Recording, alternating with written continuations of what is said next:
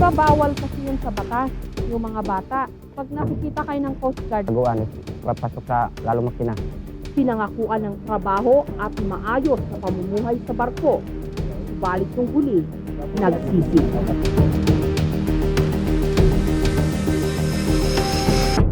Ako si Jessica Soho. Ako po si Jessica Soho. Ako po si Jessica Soho. This is Jessica Soho reporting.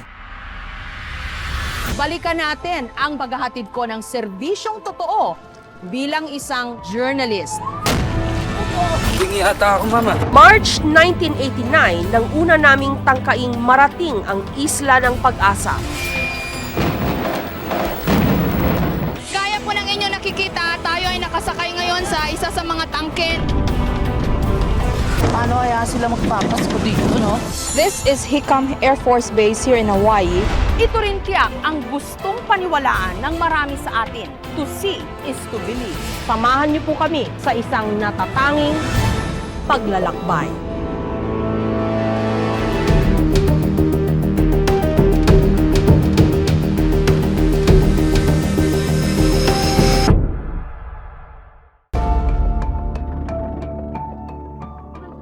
Sinabi ko sa kanila, ano pa man ang mahuli nyo sa sunod dito? Dahil ay hinuli na ninyo ang nanay ng isda, pati ang tatay, pati si Milya pa yung mga anak na hinuli niyo. Paano na po kami? Sakim pa rin tayong mga kapatid at kababayan na kahit na marami ng propriedad at marami ng kinikita, patuloy pa rin.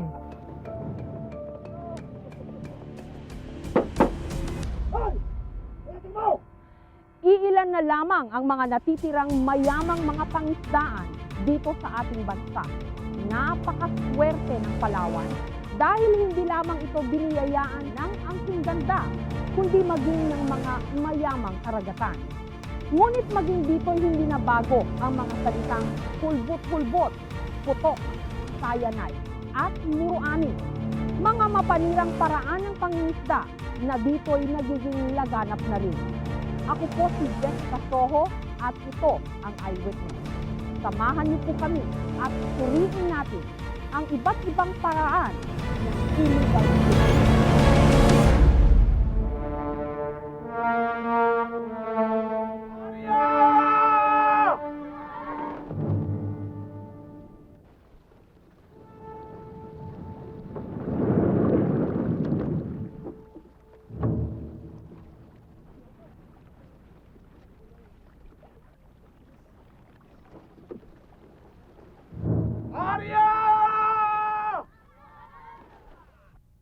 Muruami.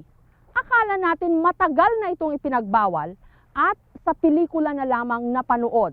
Ngunit dito sa Palawan, kamakailan, ay may mga palatandaan na patuloy pa rin itong nangyayari. Kung minsan, iniiba lang ang pangalan, ngunit singtindi pa rin ang naidudulot na problema. Ito ang Prince Arnold, isang fishing vessel na pagmay-ari ng Abines family ng Cebu. Kasalukuyan itong nakadaong sa pier ng Navotas sa Metro Manila. Nakabakasyon, tila abandonado. Nakataob ang mga banyerang dati-rati punong-puno ng mga isdang nahuhuli mula sa mga karagatan ng Palawan. Pero ilang buwan lamang ang nakalilipas, ang barkong ito ay nagsilbing parang kulungan at impyerno para sa ilang kabataan dito nagtatrabaho. Kasi kaya akong bumababa ng lansa. Kasi binubugbog ako ni Cosme. Cosme, sino si Cosme? Yung maestro namin sa sa Arnold. Bakit ka binugbog? Anong dahilan? Nagilamos lang ako ng kunting tubig. Tapos may sakit ako eh. Ay gusto nila pilit akong patalunin. Ay ngayon naman, nag-ano lang ako doon, lumapit ako na gusto lang ako na mangingi ng damot. Tapos paglapit ko doon, binigyan ako ng isang damot, binanatan ako dito sa leeg. Si Glenn, hindi ang tunay niyang pangalan, ay isa sa 14 na kabataang tumakas kamakailan mula sa Prince Arnold. 5 sa kanila ang aking na-interview sa siyudad ng Puerto Princesa. At upang protektahan sila, hindi namin ilalantad ang kanilang mga katauhan. Pero halos magkakapareho ang kanilang mga kwento Nirecruit mula sa kanilang mga tahanan sa Dumaguete, Negros o Samar. Pinangakuan ng trabaho at maayos na pamumuhay sa barko. Subalit nung huli, nagsisi. Paano ba kayo napunta dun sa barkong yon? Ginaano kami. Yung ibig sabihin doon sa Negros, sabi na sama ka na sa amin doon sa gitna ng Palawan. Kasi doon ganda lang trabaho doon. Ang trabaho doon, ano lang, langoy-langoy lang sa kahawak ng hose. Paaling ang deklarasyon ng kumpanya bilang paraan ng pangingisda nito. Halos kapareho ito ng Muruami. Sa katunayan, Muruami ang tawag at alam ng mga trabahador sa kanilang hanap buhay. Binubugaw ang isda sa loob ng net o lambat sa pamamagitan ng mga pahabang korte ng plastik. Sa Muruami, dinudurog ang mga corals o ang mga bahura upang takutin ang mga isda. Sa Paaling, kompresor o hangin ang ginagamit. Nung halimbawa may isda lumalapit sa akin, dahil nagpaganyan yung mga tao, nagpaganyan. Kung lumalapit ang isda, may plastic na lang, ginaganyan ko lang. Parang ang isda tumatakbo pupunta sa lambat. Pero marami rin kaming kompresor, bawat isang irobot, 5 tao. Yung kompresor, ikaw yung parang sumisisid tapos Oo, may dito lang. hangin kang kompresor. Oo, sa ilalim. Ilang oras kayo sa ilalim ng tubig? Minsan kung malakas ng agos, may 1 oras, may lampas 1 oras, may 2 sa ilalim. Kompresor lang. Gaano kalalim? Area kami ng 30. Hindi nga na kami makita na sa ilalim eh. Delikado ang paggamit ng kompresor. Marami ng kaso ng mga mangingisda na dito napahamak. Mga kasamahan nga namin na mamatay ang katawan, nababalda. Dahil kapag malikot ka sa ilalim, parang mamatay ang katawan mo dito, hindi ka na makalakad. Diego, yung hangin na hinihingan nyo sa ilalim, yung kompresor, malinis ba yon sa tingin mo? Marumi, kung marumi. Bakit mo, paano mo nalalaman na marumi? Dahil kapag dumudura ako, itim ng inano ko eh. Dinudura ako. Maitim. Mula alas 4 ng umaga hanggang alas 6 ng gabi, 7 beses daw sa maghapon kung sila'y paaryahin o patalunin sa tubig. Araw-araw, wala halos pahinga. Umaraw man o umulan pa. May sakit man sila o wala. Sinasaktan ka rin ba? Sakta rin ako. Sinuntok ako Saan? sa dito sa katawan. Bakit? Anong daw, dahilan daw? Nag-absent ako. Tapos nagagalit siya. Dahil wala daw akong sakit, nag-absent ako. Sinabihan ko nga hindi ko na kayang katawan. Alam mo siguro nandun ako sa ilalim. Mahirap talagang divers dahil nandun sa ilalim. Kaunting diferensya, mamatay ka na. Tulad ni Diego, compressor diver din ang naging trabaho ni Jobert. Mahirap eh. Dito sa halimbawa, diyan namin sa ilalim, malamig. Malamig. Tapos 1 oras kami sa ilalim. May akyat naman. Tapos akyat lang magkain, tapos magbaba na naman, magsisid na naman sa ilalim. Jobert, paano mo natiis yon lahat? Tiniis ko lang kasi nandyan na kami sa lansa. Wala namang hanapan na trabaho, hindi na kami kababa. Ito naman si Richard. Sa kanilang 5, siya lang ang nakapanood ng pelikulang Muruami. Ayon sa kanya, ibinalik ng pelikula sa kanyang alaala ang buhay na tinakasan nila sa barkong Prince Arnold. Ano yung mga totoong-totoo doon? Nanakit ng mga tao. Ano pa? Kanang paglangoy ng dagat, kahit may sakit, pinakalangoy. Bigyan lang ng gamot. Pagkatapos, palangoyin pa rin. Eh yung mga pagkain doon, yung 'di ba? Yun yung mga eksena doon sa Muruami na nakakaawa. Oo. Ilagay lang yun sa banyera. Tapos Pag kailangan kumakain ka doon, bilis-bilisan mo eh. Eh, kung maabutan ka sa pag-arian ng lambat, hindi ka na makatapos kain eh. Alas 4 ang gising. Walang ligo-ligo. Ginto ang tubig dito. Ang mahuli nagsasayang ng tubig, sa akin mananagot. yung tubig sa barko, Paano kayo? Pinapainom ba kayo? Oo, pero pag inom lang, hindi ka makapanghugas. Bawal kasi manghugas tubig. Bawal daw maghilamos, lalong bawal maligo ng malinis na tubig. Kung minsan, inaabot daw sila ng 50 diyas o araw bago sila makaligo. At yun ay kung may mahahanap silang isla na may mapagkukunan ng tubig tabang. Richard, anong naramdaman mo nung napanood mo yung Muro Ami? Nagalit rin ako. Bakit?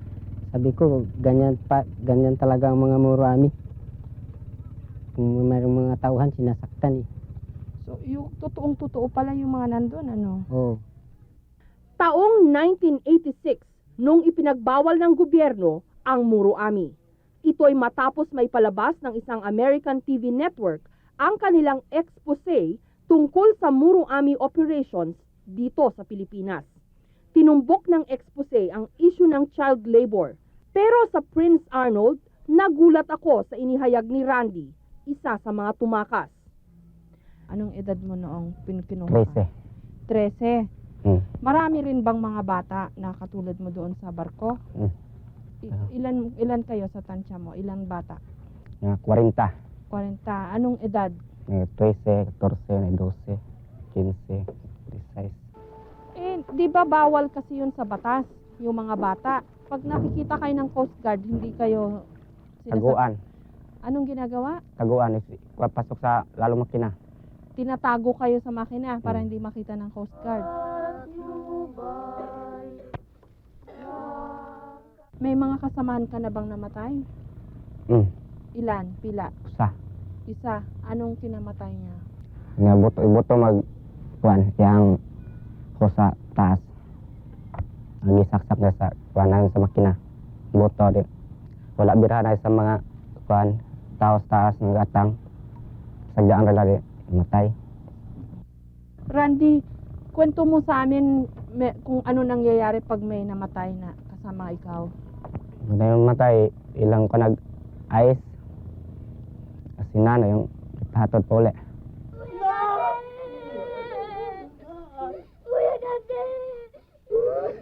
Busabos na nabuhay, busabos pa rin namatay. Kung tratuhin sila'y halos walang pinagkaiba sa mga isdang nahuli sa dagat na inilalagak sa mga banyerang may yelo. Sa sumunod na investigasyon ay may sisihang nangyari. Hanggang ngayon nananatiling isang misteryo kung paano at bakit nakalusot ang Prince Arnold sa kabila ng mga paglabag nito. November 23 noong nakaraang taon, ang gabi ng kalayaan para kay Glenn at sa kanyang mga kasamahan. Ayun na pinto yun sa kasama namin yung umuwi ng dinala ng Lis Island na pag hindi raw sasama kami, tatapon raw kami ng gitna ng dagat. Ay sabi naman namin, ay kung ganun lang pala ang desisyon, di magtalunan na tayo, mamatay kung mamamatay. Paano kayo nakalayo dun sa barko? Lalangoy kami. Ilang kilometro? Mayroon siguro dalawa. Kasi Dalawa. matagal-tagal kami dumating doon sa tabi. Yung may pier dyan, Oo. matagal kami dumating dyan. Tapos pagkatakas nyo doon, anong una nyong ginawa? Nagpatuyo ng damit doon sa tagiliran ng dito sa may highway. Tapos, Lakad-lakad kami. Pag may liwanag na, hanap kami ng magiging naming mapasukan. Yung makakain lang kami. Hindi namin natanda yung lugar na yun, basta nilakad lang namin. Nalakad lang kami, wala kami kilala dito sa Palawan eh. pero nalampasan din nila ang paghihirap na yon. Sa dulo ng kanilang mahaba-habang paglalakbay, nakakita rin sila ng liwanag. Isang taga-media ang nakaalam sa kanilang kalagayan at itinuro sila sa opisina ng ELAC o ang Environmental Legal Assistance Center sa syudad ng Puerto Princesa. After telling them of the legal options, tapos pinaliwanag din namin yung mga batayan natin sa batas, kung ano man yung nilabag, mga karapatan nila, nagsampa na kami ng kaso. Bago nangyari ito, hinuli na ng Philippine Navy ang Prince Arnold dahil sa ilang paglabag sa batas na nakita rito. Sinukat namin yung that time fine mesh net sila. Nakuha namin yung net nila. Bawal kasi sa batas ang masyadong pinong lambat. Nakita rin ng Navy ang ilang kagamitan na dahilan kung bakit sila nagsuspetsa na muro-ami ang ginagawa ng Prince Arnold. Because sa definition ng Murami, any device the same to Murami. So, inassume lang namin na Murami, then we turn it over to BIPAR, and the BIPAR is the proper authority kung magde-determine kung it is a paaling or a Murami. BIFAR o ang Bureau of Fisheries and Aquatic Resources ang sangay ng gobyerno na siyang namamahala sa mga pangisdaan. Pero nung huli, ang BIFAR din ang nagpakawala sa Prince Arnold at nagpalaya sa mga tripulante at trabahante nito. Ang kanilang permit to operate is paaling method. Paaling ho ba yung ginagawa nila? Paaling po at actually meron akong video eh. Nag-video ko ng actual inspection ng mga fisherman. Hindi ho kayo nagduda na muro-ami po ang ginagawa ng Prince Arnold? Hindi po ako maaaring magduda sapagkat yung kanilang lisensya po ay talagang paaling. Nung makita ko yung kanilang fishing gear, ay talagang gamit ng paaling. Sa national waters na tinatawag o yung lagpas sa 15 kilometers mula sa pinakamalapit na isla o lupa, pinapayagan ang paaling, isang paraan ng pangingisda na ginagamitan ng bubbles o hangin galing sa mga kompresor. Pero sa buong probinsya ng Palawan, bawal ang paaling. Samantala, bawal naman sa maski kung saan sa Pilipinas ang muro-ami.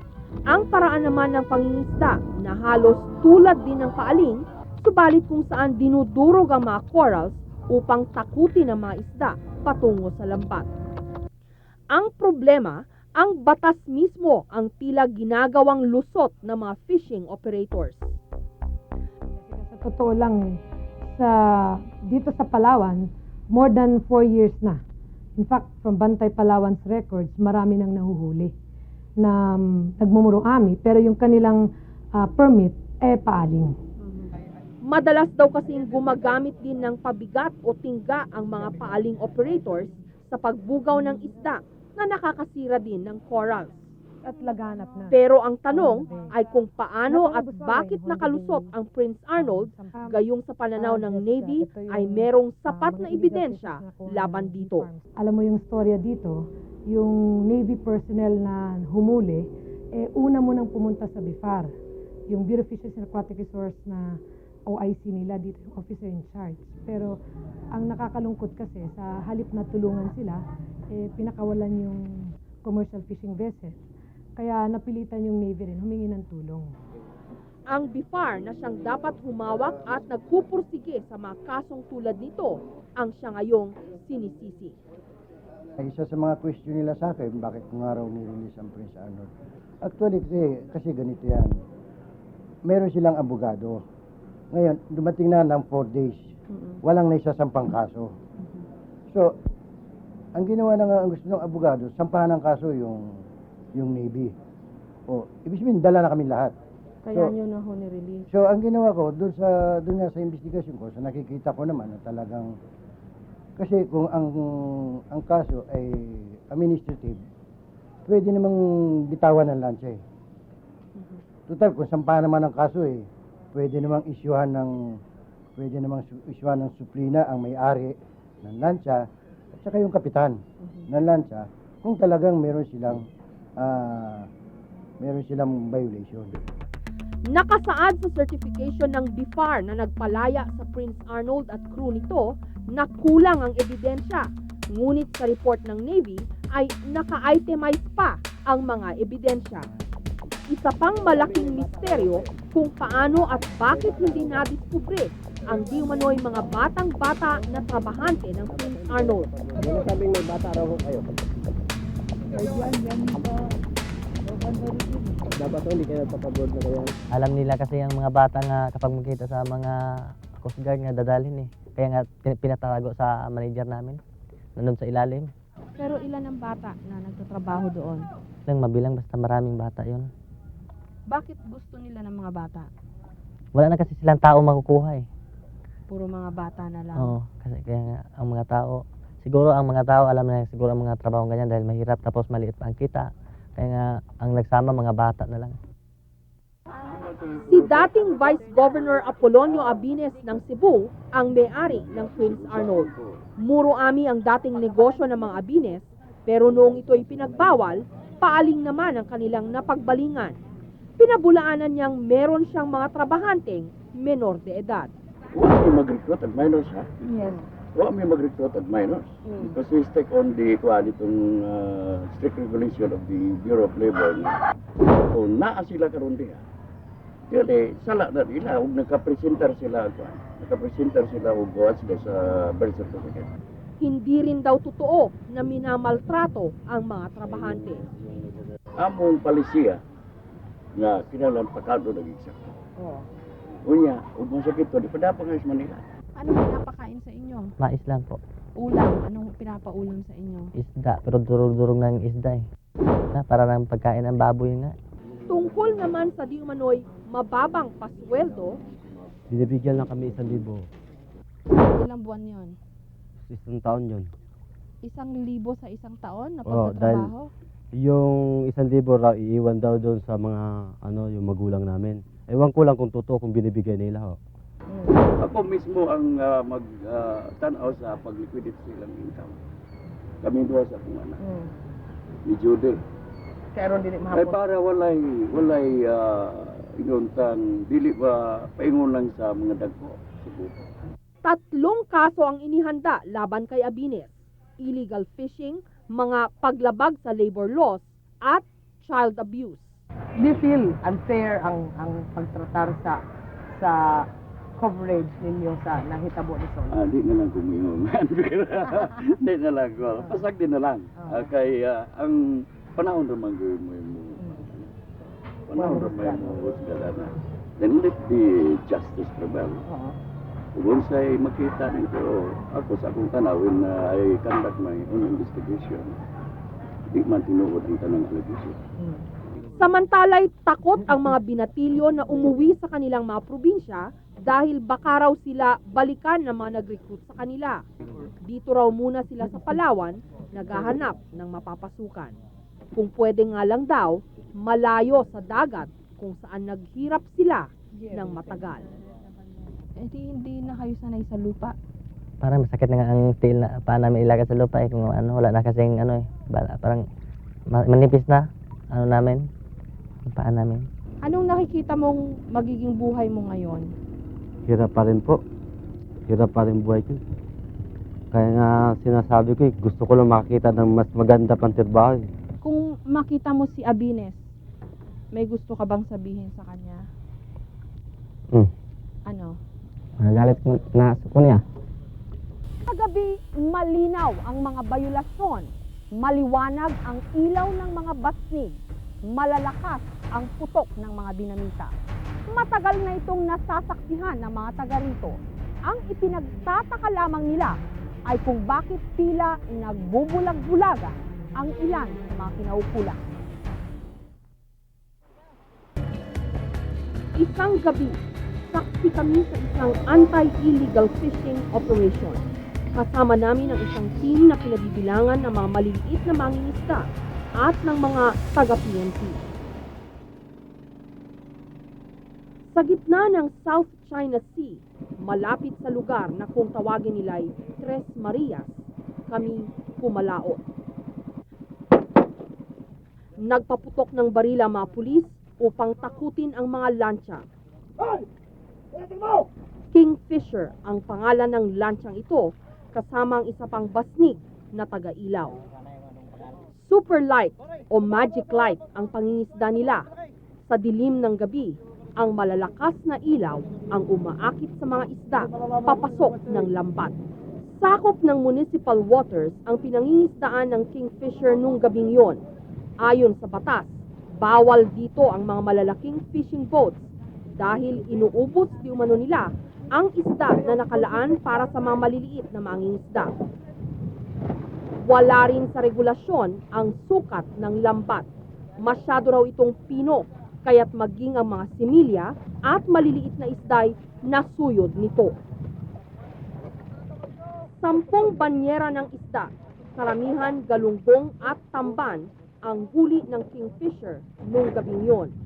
Malaking pera na sana ito, pero dahil nahuli ang lancha, sa mga preso at ospital na lamang ito ipamamahagi. Bukod sa kingfisher, may 3 pang lancha o basnik na namataan ng grupo sa laot. Pursigido ang team na arestuhin din ng mga yon, pero sa lakas ng alon, ipinagpaliban muna ito. Ganito pala ang pangingisda sa laot sa kalagitnaan ng gabi. Malamig, nakakahilo. Hindi nga birong mangisda, kaya naman ang iba, dinadaan ito sa mabilisan. Umaga na nang kami dumaong sa dalampasigan. 6 na oras din ang itinagal namin sa laot mula hating gabi hanggang 6 ng umaga. Ngayong maliwanag na ang lahat, papanagutin ang mga nahuli. Kapitan, ano ho ang masasabi nyo sa ganitong sitwasyon na hinuli po kayo ng pulis dahil daw po sa illegal fishing? Wala na rin kanyang gawa. Kasi nahuli na yan. Ano ho ba yung ginagawa nyo na illegal daw ho? Hindi ko po yan kaya sagutin. Ano ho ba yung paraan nyo ho ng pangingisda? Super light ho ba yon? Hindi po. Ano po? Kuwan lang po yan, maliit na bumbilya po. 25 lahat ang crew ng lancha na pawang mga galing din sa mga mahihirap na pamilya. Hanap buhay lang daw ang habol nila. Pero ito rin ang argumento ng mga maliliit na mangingisda. Kapag pinabayaan daw nila ang mga malalaking fishing operators na ubusin ang isda, paano na sila? Halos ang lahat ng isda ay doon na pumupunta sa kanila. Maliban lang doon sa mga isdang bato na tinatawag. Talagang kumpara sa akin talaga kasi hindi dapat na nandito sila sa karagatan ng munisipyo ng ating lungsod, sapagkat ang karagatang munisipyo ay talagang inilalaan para sa maliliit nating mangingisda. Kayo ang kontrabida dahil inuubos nyo daw lahat yung isda. Kaya galit sila sa mga big time operators na katulad ng kumpanya ninyo. Hindi naman po siguro dahil sabing inuubos. Hindi naman po, pilit lang naman po yung isda na kukunin ang lambat namin. Mahirap pumagitna sa mga kumakalam na sikmura. Kinagabihan, nag-surrender ang may-ari ng kingfisher at agad na nagpiyansa ng 6,000 piso upang makalaya. Ano ho masasabi nyo sa paghuli po sa inyo at dun po sa mga charges po laban sa inyo? Wala pa rin po akong maispan dahil hindi ko pa po nalalaman kung ano ang mangyayari sa amin dahil naghahanap buhay kami dyan sa lugar na yun. Ayon kay Mrs. Villarosa, isang kilalang fish operator sa Puerto Princesa, wala silang alam na nilabag na batas. Sa kanyang palagay, tama ang sukat ng kanilang lambat at mahina naman daw ang gamit nilang pailaw.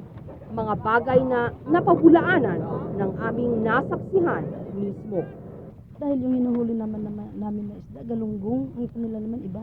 At saka ang nilalaglagan ng lambat namin, malalim yun. Hindi naman kaya yun ng lambat nila. Hindi rin daw alam ng mga tripulante ng lancha na nasa loob sila ng municipal waters. Hindi naman kami pwede mag-arya sa mababaw dahil pupulupot yung lambat dahil sa kalaliman ng sukat. Humigit kumulang sa 3 milyong piso ang kabuang kapital ni Mrs. Villarosa para sa 2 lancha at lambat na ngayon nakumpiska ng PNP.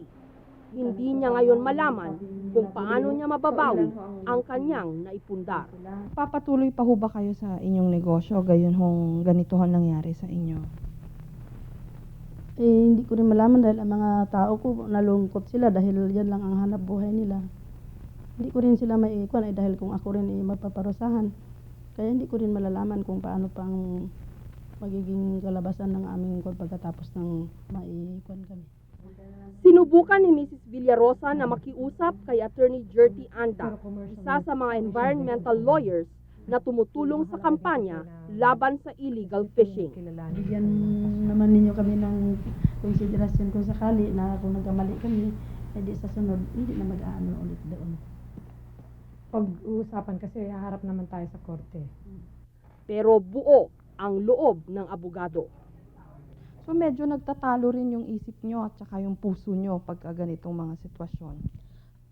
Mapapalagay mo ganun. Pero kasi kami, naninindigan kami na suportahan yung pasya ng komunidad.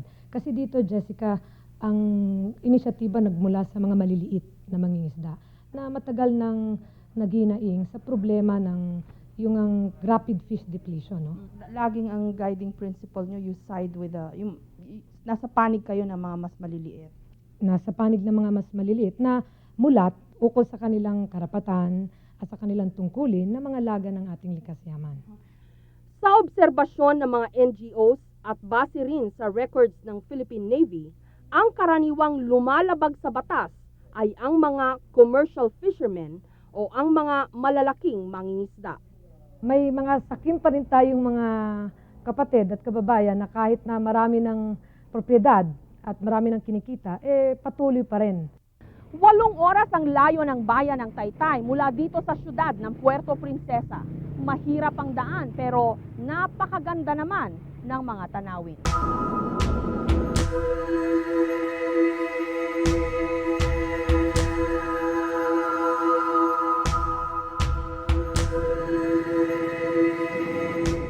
Ang Taytay ay binubuo ng mga maliliit na isla. Dito matatagpuan ang tinaguriang Fish Bowl of the Philippines, ang Malampaya Sound. Sagana ang karagatan, pero sa bayan na ito, laganap din ang iligal na pangingisda. 1 oras nang nangangawil ang dalawang mamang ito at iisang maliit na lapu-lapu pa lamang ang kanilang nahuhuli. Ba-video lang. Sa umagay, pahinga naman ang mga malalaking basnik na karaniwang sa gabi lumalaot. Halatang andap sa amin ang mga tripulante, bagamat safe na safe ang kanilang mga sagot. Dito nyo na nahuli. Ano bang gamit nyo pangingisda? Lambat, yan lambat na. Lambat? Ay, yung mga ilaw na yan, magic light. Hindi. One lang yan, electric lang yan. Bumbilya lang. Hindi man yung magic light. Hindi yung magic light Tama yan. kaming gamit ng magic light. Magic light, isang klase ng iligal na pangingisda. Bukod dito, laganap din daw ang putok o dinamita, cyanide at ang hulbot-hulbot na sa isla ng Kasyan ay may mga palatandaan. Mang Cortez, para saan ho yan? Ito yung inaano nila ginagawang panakot sa isda. Halimbawa, itong lubid na ito ay i-area nila may ano yan siya, mayroong buya. Para lumutang. Para lumutang. Pero ito siya lulubog yan. Tapos area, halimbawa ito yung lubid, sige, yung area nila yan. Ang paganyan. Pagkatapos dito, area yung lambat. So, bali, ito yung pang bugaw ng isda. Ito. Dito na siya. Ito, habang hinihila nila pa itaas, ito naman lumiliit. At hanggang sa dumating na dito sa bag na to, babagsak dito sa bato. Sarado na ito siya. Andito na yung isda. Matagal nang nilalabanan ng mga maliliit na mangingisda ang hulbot-hulbot. Pero lantaran pa rin daw itong nagpapatuloy halos araw-araw. Maliban na lang nung araw na kami dumating. Baka nabalitaan po na dito kayo. Kaya ho nagtago sila? Oo. Ano naman yan? Pag may bisita nga darating dito, wala sila. Pero kung gaano kabilis kumalat ang balita na kami naroon, ganun din kalantad kung sino ang nagpapasimuno ng hulbot-hulbot. Basta ang pagkakilala namin, taga-Kasyan siya. Pag-ari ni Amerlim. Yan lang. Amerlim. Hindi naman kami interesado na pangalan to ng bangka niya. Sino ho yung Amerlim? Dito, taga rito. Barangay, yun ho ba yung barangay captain? Yun yata. Ang barangay captain daw mismo ng Kasyan at ang kanyang pamilya na may-ari din ng isang fishing company ang nagsasagawa ng hulbot-hulbot. Hindi namin siya inabutan sa isla pero nandoon ang kanyang tsuhin na dati ring barangay captain. Hulbot-hulbot naman, meron naman dito sa araw. Pero siyempre sa batas natin meron namang sinasabi kung saan dapat sila lumaot. Lagpas 15 kilometers mula sa mga isla ang itinakda ng batas na pwedeng paghulbut-hulbutan. Pero ayon sa mga nakausap namin, madalas itong baliwalain. Saka marami sila. Mga siguro hindi ako magkamali, 7 o 8 kapiraso silang hulbut-hulbut. Hindi lang hulbut-hulbut na sabi basta super hulbut-hulbut na. Okay lang naman yun. Kasi karamihan naman yung sumasakay dyan, halos mahirap din. Nakatulad sa garito. Pino ang lambat na gamit, pero idinipensa niya ito. Hindi, malalaki naman ang butas ng lambat nun, hindi rin masasama doon. Di balik kung pino, ay halos ganito kalalaki. Hindi, lusutan din yung maliliit na isda. Yung nakukuha, malalaki lang. Ito yung net nila. May maliliit pa sila rito yung ginagamit. Mas may pino pa. Oo. Kaya nahuli nga nila yung yung mga ganyang kahaba na, yung mga bisugo na dapat lumaki pa. Sinabi ko sa kanila, ano pa man ang mahuli nyo sa sunod dito? Dahil ay hinuli na ninyo ang nanay ng isda, pati ang tatay, pati si Milya pa yung mga anak hinuli ninyo. Paano na po kami? Ang tanong, nasaan ang mga dapat manghuli? Identified niyo ho kung sino yung mga naghuhulbot-hulbot? Oo, identify po namin, mga taga rito rin. Pero nung mawarningan namin, lumayo na rin sila. Tumigil na ho. Tumigil na rin sila. Ang lugar na ito ang isa sa mga bagsakan ng mga isdang nahuhuli dito sa bayan ng Taytay sa legal man o illegal na paraan. Dito dumadaong ang mga malalaking bangka ng mga big time na negosyante ng isda. At ang isdang dito nahuhuli at nabibili, ang malaking bahagi nito ay nakakarating maging sa Metro Manila. Isda ko kaya, bibili kami.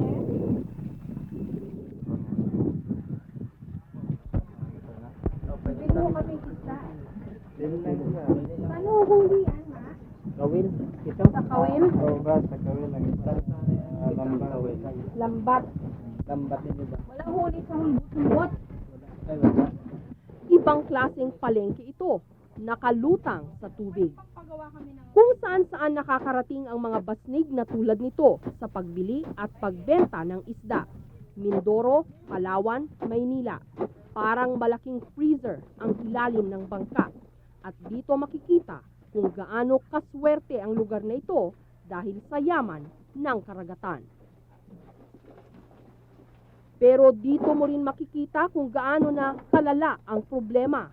Ang isla ng Talakanen na minsay binalak na ideklarang Marine Reserve dahil sa kagandahan at kasaganaan ng dagat. Ngayon, kritikal ang kalagayan ng isla. Marami ng residente ang umalis. Kagawad, kumusta ho ang huli po ng isda dito sa isla ninyo? Humina na po ngayon. Dahil po sa kagawa ng malalaking mga ngingisda dito pumasok sa area namin itong Talakanin. Dati ho ba kumusta ho ang huli nyo? Ay dati po, sa wala pa yung malalaking komersyal na mga isda, dati talaga po sawa kami dito sa isda. Seaweeds ang isa sa mga naisipang alternatibong pagkakakitaan. Pero sa tindi raw ng kontaminasyon na dala ng laganap na paggamit ng cyanide sa pangingisda, hindi lumalago ang mga seaweeds. Pero kung minsan, may ilang mga maswerte pa rin nilalang. Naka-jackpot ang mamang ito sa huli niyang buhay na mga lapu-lapu. Ano yan? Sinirita. Yan first class. First quality yan. Saan yan hinuhuli? Diyan sa laot. Paano? Kawil? Kawil. Mabilis niyang nilinaw na kawil daw o bingwit ang pinanghuli sa mga ito. Karaniwan kasing cyanide ang ipinanghuhuli sa ganitong mamahaling isda na kailangang mapanatiling buhay upang mai-export sa Hong Kong, kung saan ang specialty ay lapu-lapong buhay na buhay bago iluto. Dito'y meron ding mga kakaibang klase ng isda, ang stonefish na nakalalason ang palikpik. Pakiramdam ng mga taga rito'y para rin silang nalalason, nawawalan na sila ng pag-asa. Ano na ho ang ginawa nyo para ho mapigilan ho ito? May ginawa na ho Tinaboy kayo? namin po sila. Tinataboy niyo ho sila? Tinatabay po namin. Sinumbong nyo na rin ho ba sila? Ay, ilang beses na po na sinumbong namin yan dyan sa inang ng bayan. Kaya lang, ewan ko po bakit na hanggang ngayon nandiyan pa sila. Basta may gusto ako isabis kanila, saka mali ang paggawa nila, sinasabihan ko. Si Mayor Evelyn Rodriguez ang itinuturing na ina ng bayan ng Taytay. Out of 31 barangays, 20 lang ang aming pulis. So, yun na nga gusto rin namin, lahat ito sana makontrol. But alam mo naman ang mga illegalista, no? Hindi mo talaga mahuli. Kundi naman. Pero bago nito'y nasubukan naming makasaksi at makahuli sa akto ng mga iligal na paraan ng pangingisda na karaniwang ginagawa sa gabi. Nung makarinig kami ng putok ng dinamita, sinubukan naming puntahan ang basni. Pero delikado raw, sabi ng makasama naming bangkero. Baka pati raw kami pasabugan ng dinamita. We spent only a night in the sea at nakita ho mismo namin na nangyayari ito. Pero ang perception nga ho ng marami at kasama na rin ho kami doon, hindi naman sila mahirap huliin, pero bakit parang ang hirap-hirap nilang mahuli o masugpo o Alam mo, matigil? yan ang Jessica, yun ang mabuti yan ang tanong mo. Alam mo ano, last 2 days ago, may nagsulat sa akin na barangay captain. So, nang natanggap ko yung sulat na yan, tinatawag ko agad yung mga pulis. So, gin-surveillance agad ng mga pulis yun no, for 2 days. Alam mo naman yun nga, kayo kasi hindi nila kilala nga tagahuli kayo. Pero pag kung alam nila, yung mga pulis na doon, yung mga peace enforcer natin doon, ay siyempre, tatago na rin yan sila. Si Ogie Ortega ay volunteer ng Palawan NGO Network, ang umbrella organization ng lahat ng mga NGO sa Palawan na nagtuturo sa mga mangingisda laban sa illegal fishing. Mukhang hindi na ibibigay ng sapat yung suporta na hinihiling ng mga mangingisda. Ano yung problema talaga? Sa tingin ko may problema doon sa ilang mga ahensya ng gobyerno at saka sa ilang mga politiko na nakaupo ngayon. Siguro dapat kalampagin yung mga namumuno na yan. Ito ang responsibilidad ninyo. Ito yung karapatan namin. Ito yung kailangan namin. Dapat bigay ninyo ito sa amin. Marami na kami nahuli. Marami na kami mga kaso na file. Ang problema natin, walang na-convict pa. Pero Mayor, So kung minsan nainis rin ang amin mga peace enforcer, sige na lang file na kaso, wala naman nangyari. Tipikal sa maraming bayan dito sa Pilipinas, sa Taytay, hindi rin nagkakasundo ang mayor at ang vice mayor. Sa tingin ho namin, hindi naman ho mahirap hulihin itong mga illegal fishermen sa lugar ninyo. Pero ang hindi ko ho maintindihan o mahirap hong intindihin kung bakit napakahirap naman pigilin. Bakit ho kaya? Alam ho ninyo talagang siguro ganun tayo mga Pilipino, no? Hindi na mawala talaga, lalo na sa gobyerno natin. Pero mga kasamahan tayo mga bulok yan. Nung minsan daw ay nagkaroon ng mga pursigidong pulis ang Taytay na lumaban sa mga hulbut-hulbut operators. Pero ang nangyari, naalis pa ang mga ito at ang suspetsya ng marami, pinatanggal sila ng mga natapakan nilang malalaking tao. Sa tingin ko, posible may mga pangyayari, may mga ganong aspeto sapagkat alam ninyo mayayaman ang mga may-ari ng mga fishing boat na ito. At hindi ko sila masyado kilala pero talaga sila ay mga ma-influensyang mga tao. Sa gitna ng palitan ng salita at away politika, sana'y makakita ng solusyon sa mga problema. Marami na nagsasabi na kaya nagkakaroon ng rebelde dahil sa mga ganong instances na hindi may bigay yung dapat na ibigay sa kanila, serbisyo na kailangan nila. Kasi yung kinabubuhay nila dyan galing sa pangisdaan, nasisira at ilang taon na talagang nagbuhos sila ng effort para dyan sa pangangalaga ng pangisdaan, hanggang ngayon wala pa rin. Hindi madaling malaman kung ang isda ay nahuli sa iligal na paraan tulad ng putok o dinamita at cyanide. Kung minsan, wala itong pinagkaiba sa isdang nahuli sa kawil o lambat. Kailangang eksaminin ang laman loob at spinal cord nito. Kapag yung vertebral column niya, spinal cord niya ay disconnected or na-broken, yun ay palatandaan na yun ay huli sa bungbong. So nakikita natin yun intact yung kanyang spinal cord. At yung kanyang swim bladder, kung napapansin nyo ay ganun pa rin siya.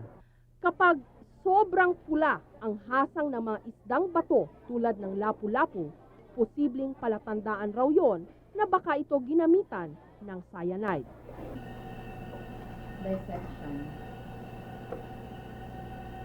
Sa Puerto Princesa ay merong mga itinalagang laboratory testing centers para sa mga isdang pinagsususpetsahang huli sa iligal na paraan.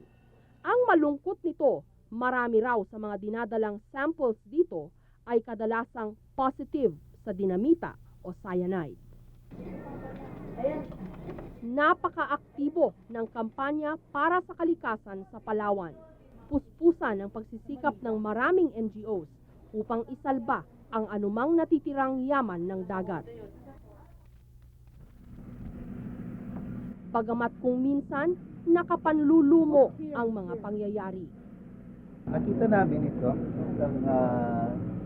about 300 kilos of assorted dried fish of variety of, ito isa, shark. Pating ho ito. Oo, ito yung shark. Ito po, ano ho ito? Ito yung manta ray or yung stingray na Pagi. pagi. Pagi. Yan ho. Pagi rin ito. Nasaan na ho yung laman ng pawikan? We were not able to locate the meat of the pawikan, pero yun lang nakita natin yung shell package. Nahuli ng Navy ang Vietnamese boat na ito kamakailan sa Balabac Island, sa katimugang dulo ng Palawan.